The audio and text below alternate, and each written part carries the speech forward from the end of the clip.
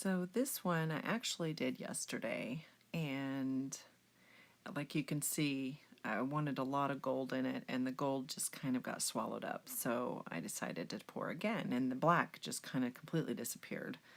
So I let it dry, and here I am pouring using the same colors. I just wanted to see if I could get a different result, and I just wasn't really super happy. Some of it reacted pretty well, but overall I wasn't too excited about the results, the end result on this one. So here I just, and I don't use any silicone oil or anything. I don't use any, pouring mediums or anything like that in my paints. I've always been able to get really, fantastic results, and for some reason, just recently, I'm not getting them as much, which, I kind of quit doing the paintings for a while. So my paints have kind of been sitting there doing nothing for a while, so that may be the result. Just old paint, not doing what I want it to do. But here I am. I was trying to dig out a little chunk of paint, but I couldn't find it. So, but I really like adding in metallics in my paints, because I usually get some really, really neat results with that, and it just adds that extra little shine in there, which I like. So, out of paint there, trying to finish up, and I think it's gonna. I'm scraping it now.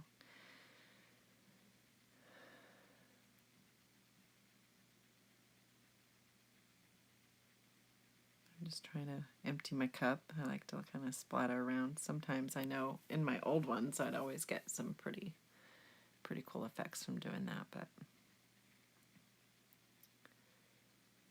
and I'll have to do, I think my next video, I think I'm gonna bring out some of my favorites that I've done and show those on here, and let you see some of my favorites.